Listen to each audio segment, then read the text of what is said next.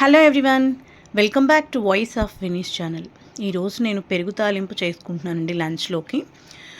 ఇది నేను ఎలా చేస్తానో మీతో షేర్ చేయాలనుకుంటున్నాను. అందరూ చేస్తారు, బట్ ఒక్కొక్కళ్ళు ఒక్కొక్క స్టైల్లో చేస్తారు. నేనైతే ఇలా చేస్తాను.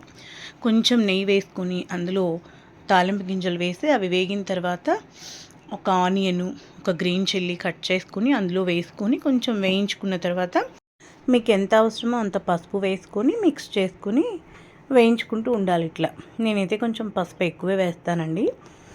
మనము ఈ పెరుగు తాలింపు చేయాలి అనుకున్నప్పుడు ఎప్పుడైతే మనం ఒక 15 మినిట్స్ 20 మినిట్స్లో లంచ్ తింటాము లేకపోతే డిన్నర్ తింటామో దానికి ఒక 15-20 మినిట్స్ బిఫోర్ చేసుకుంటే టేస్ట్ బాగుంటుంది, పాడవదు. అలా కాకుండా ఎప్పుడో మనం ఒక 4 అవర్స్ తర్వాత అలా తినాలి అనుకుంటే ముందే చేసుకున్నాం అనుకోండి, ఇది కొంచెం పులుస్తుంది. నేను ఎక్స్పీరియన్స్ చేశానండి, అందుకోసమనే చెప్తున్నాను మీతో.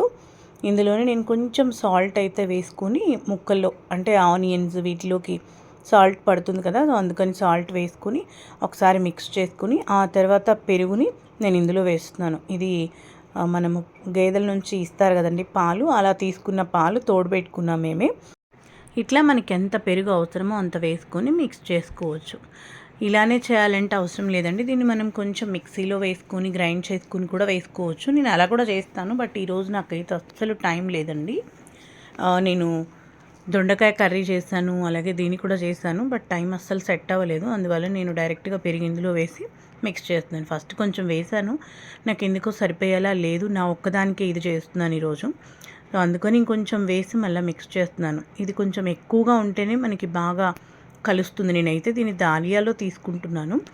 అది మొత్తం మిక్స్ చేసిన తర్వాత కరివేపాకు అలాగే కొత్తిమీర ఈ రెండు కూడా వేసి మిక్స్ చేసుకుంటున్నాను.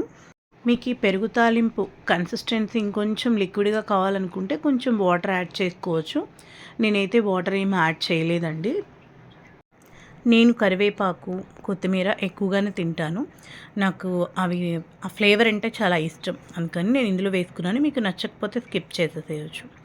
సో ఈరోజు అయితే నేను లంచ్లోకి ఇట్లా పెరుగుతో చేసిన ఈ పెరుగు చారు అలాగే దొండకాయ కర్రీ చేశానని చెప్పాను కదా, ఇవి నేను లంచ్లో తీసుకున్నానండి. నా లంచ్లో దాలియా అలాగే దొండకాయ కర్రీ టొమాటో వేస్ట్ చేశానండి. నా లంచ్ అయితే ఇలా ఉంది ఈరోజు.